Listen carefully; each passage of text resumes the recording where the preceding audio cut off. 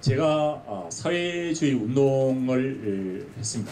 그리고 저 이외에도 대단히 많은 수만 명의 대학생들이 그 당시에 사회주의 운동에 가담했습니다. 그런데 저희들이 사회주의 운동을 한 것은 높은 수준의 자유, 높은 수준의 평등을 추구하는 것입니다.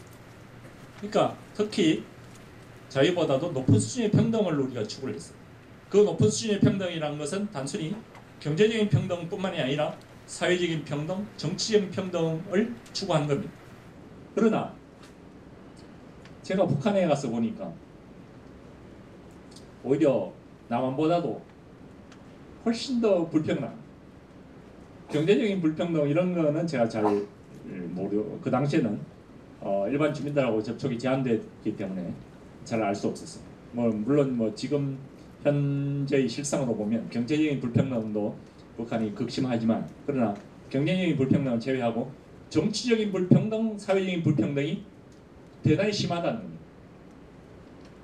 제가 민주운동에 가담하게 된 것도 그 당시 70년대나 80년대 초반에 한국 관료들의 굉장히 불친절하고 뻣뻣한 그런 태도, 그리고 어떤 대통령 앞에서 관료들이나 일반 시민들이 아주 경직된 자세로 막 90도로 절을 하고 하는 그런 데 대한 반감, 그다음에 어떤 각종 어떤 사회적인 정치적인 불평등 이런 데 대한 반감이 굉장히 컸습니다. 저뿐만 아니라 그 당시 대부분의 젊은이들, 대부분의 대학생들이 그런 반감이 대단히 컸습니다. 그러나 북한에 가서 보니까 훨씬 더 심해요. 제가 그 당시에 북한에 가서 타고 다니던 차가 부장이라고 하면 남한으로 치면 이제 장관이죠. 장관급인데 부장이 타고 다니던 차를, 그 벤츠차를 같이 타고 다녔어요. 굉장히 직급이 굉장히 높은 차죠. 근데 이렇게 자동차를 타고 다니다 보면 신호도 잘 안 지켜요. 북한에서 그런 지위가 높은 사람들의 운전수는 교통 신호를 지키는 그런 경우가 거의 없습니다. 근데 이렇게 다른 차하고 약간 어떤 서로 약간의 위험한 상황이 오면 한국에서도 서로 욕하는 그런 경우가 있습니다만, 욕을 하는데 분명히 우리가 탄 차가 분명히 잘못을 했는데, 자, 운전수가 이제 자기가 태운 사람이 높으면 자기가 이제 부장을 태우고 있으니까 자기도 높다고 생각하는지 분명히 자기가 잘못해놓고 상대편 운전수는 막 욕을 하는 거예요. 그리고 저하고 같이 그 당시에 이제 같이 이렇게 생활하고 접촉을 했던 부장은 중간 간부한테 굉장히 고압적으로 대하고, 그리고 다른 간부들은 하급 간부들한테 굉장히 고압적으로 대하고, 또 당 간부들은 일반 시민들한테, 일반 주민들한테 굉장히 고압적으로 대하는 겁니다. 그리고 얘기가 길어져서 미안합니다만 계속하겠습니다. 제가 한 번은 그런 적이 있습니다. 주체사상탑을 방문을 한 적이 있었는데, 거기 주체사상탑 직원은 저희들이 누군지는 잘 모르죠. 누군지 잘 모르는데 저하고 같이 북한을 방문했던 조이식이라고 있는데, 그 사람이 일반인들이 올라가지 못하도록 돼 있는 통로가 있나 봐요. 그러나 거기 출입 금지라는 그런 팻말도 없고, 그래서 거기 막 올라가려고 하는데 거기 관리인이 야, 이 새끼야 거기 어딘 줄 알고 올라가 막 그런 소리를 지르는 거예요. 그래서 아니 우리가 누군지 모르더라도 일반 시민들이라도 한국의 그런 어떤 문화재 관리인이 일반 시민들 대상으로 그렇게 욕을 하고 막 고함을 지르고 이러는 거는 사실 상상을 하기 힘들잖아요. 지금 아예 상상하기조차 어렵고, 과거에도 그런 일반 시민들 대상으로 이렇게 무조건적으로 욕을 하는 그런 일은 없었어요. 그러나 그 관리인이라는 아주 그냥 벼슬 중에서도 아주 가장 낮은 벼슬이라고 하는 사람이 일반 시민들을 얼마나 우습게 봤으면 그런 식으로 무턱대고 막 욕을 하는 그런 식의 그런 모습을 보였겠습니다. 그런 걸 보고는 아주 주민들을 나이를 굉장히 우습게 알고 굉장히 주민들을 고압적으로 대하고 그래서 사회적인 정치적인 불평등이 한국보다 훨씬 더 심하고 그래서 이거는 사회주의가 아니라 사회주의의 반대 방향으로 가고 있구나 하는 것을 절실하게 느꼈습니다.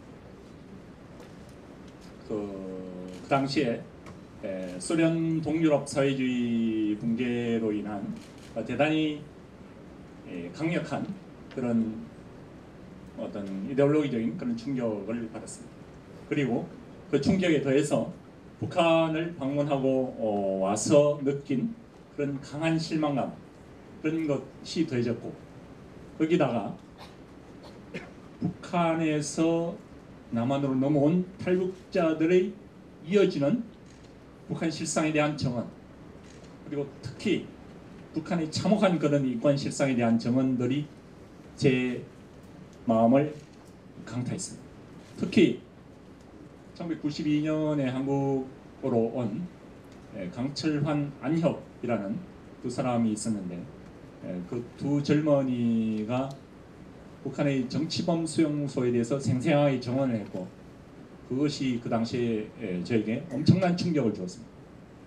그리고 북한의 교화소나 한국의 교도소와 같은 곳인데 거기서 사람이 살 수가 없어 끊임없이 사람들이 죽어나간다는 얘기 그리고 북한 주민들이 일거수일투족에 대한 이중산중의 철저한 그런 감시와 통제 그리고 정치범뿐만이 아니라 일반 그런 범들에 대해서도 아주 잔혹하게 고문한다는 것 그리고 탈북자들에 대해서도 아주 잔혹하게 대우한다는 그런 생생한 정언들을 많이 들었습니다. 그래서 제가 이번에 중국에서 구검대에 있으면서 구치소에서 중국 사람들을 많이 만났습니다. 저하고 같은 방에 있던 중국 사람들 중에서도 그런 탈북자들이 어떻게 끌려가는지를 목격한 사람들이 있더라고요. 그래서 그 당시에 90년대에 탈북자들을 끌고 가는데 철사로 이 쇄골 밑을 철사를 뚫어서 그렇게 쭉 이렇게 사람들을 뭐 10명이고 20명이고 이렇게 쭉 연결해서 쇄골 밑을 철사를 뚫어서 쭉 연결해서 그렇게 묶어서 끌고 가는 걸 자기가 바로 2, 3m 앞에서 봤다고 그런 중국 사람들의 정언을 이번에 직접 듣기도 했지만 그런 참혹한 인권 실상을 제가 그 당시에 90년대에 전해 듣고 엄청난 충격을 받았습니다.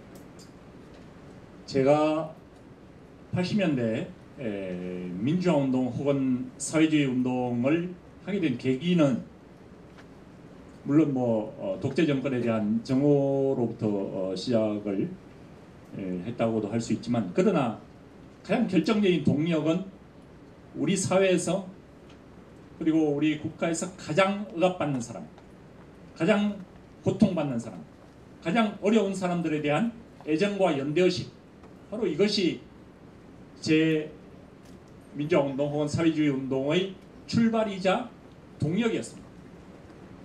그런데 보니까 제가 우리 한국에서 남한에서 경험한 그런 어려운 사람, 고통받는 사람들은 북한 주민들의 그런 참혹한 실상에 비하면 거의 뭐 3분의 1, 5분의 1의 그런 고통도 되지 않는 겁니다. 제가 운동가로서 혁명가로서 10여 년을 그 당시에 10여 년을 살아왔는데 이러한 북한 주민의 참혹한 인권 실상을 보고도 방관하고 못 본 채 한다면 과연 내가 혁명가로서 스스로 자처할 수 있을까? 혁명가로서 스스로 부를 자격이 있을까? 이런 자문을 끊임없이 했습니다. 사실 그런 이데올로기에 한 번이라도 빠져본 적이 있는 사람은 거기에서 벗어나는 것이 얼마나 엄청난 고통인지 잘 모릅니다. 그것이 엄청난 고통이었습니다. 저에게는. 그러나 혁명가로서의 사명감, 우리 주변에 가장 어렵고 고통받고 탄압받는 그런 사람들에 대한 강한 애정, 이것이야말로 저희 어떤 제가 살고 있는 운동가로서 살아야 하는 가장 중요한 기본입니다. 이런 것을 생각을 하고 중대한 결심을 하게 됐습니다.